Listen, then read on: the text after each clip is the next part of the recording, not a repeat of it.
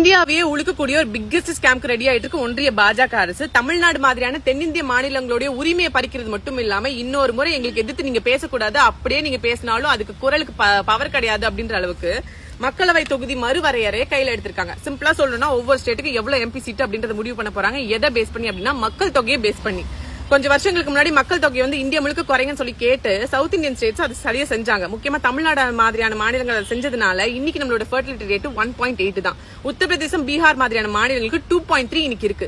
ஆனா நீங்க சொன்னதை கேட்டு நாங்க நடந்துட்டதுனால இன்னைக்கு மக்கள் தொகை பேஸ் பண்ணி எம்பி சீட்னு சொல்றீங்க.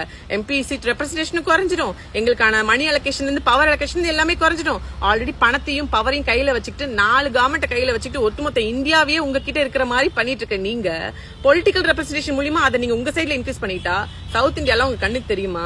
வெறும் பால் கறக்கிற மாடு மாதிரி வெறும் டாக்ஸ்க்காக மட்டும் தான் எங்களை பயன்படுத்துவீங்க.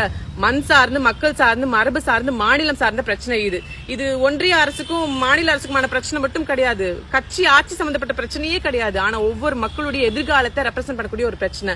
ஆல்ரெடி ஸ்டேட் கவர்மெண்டோட ரெப்ரசன்டேஷன் கம்மியா தான் இருக்கு. முக்கியமா பாத்தீங்கன்னா சவுத் இந்தியன் ஸ்டேட்ஸோட ரெப்ரசன்டேஷன் இது, உத்தரப்பிரதேசம், பீகாரோட ரெப்ரசன்டேஷன் இது. காரணம் இவங்களோட மக்கள் தொகை அதிகமாமா. இப்படி ஒரு நிலைமை வந்துச்சுன்னா என்ன ஆகும்? மக்களாகிய நீங்களும் நான் அதுக்கு ஒன்னும் பண்ண முடியாது. ஆனா நம்ம சிஎம், தமிழ்நாட்டு சிஎம் ஆல்ரெடி குரல் கொடுத்துட்டாரு. இது இனிமே பத்திக்கும் காட்டு தீ மாதிரி. ஆனா இப்படி ஒண்ணு நடக்குது அப்படின்றத மக்களாகிய நாம தெளிவுபடுத்திக்கணுன்றதுக்காக மட்டும்தான் இந்த காணொலி.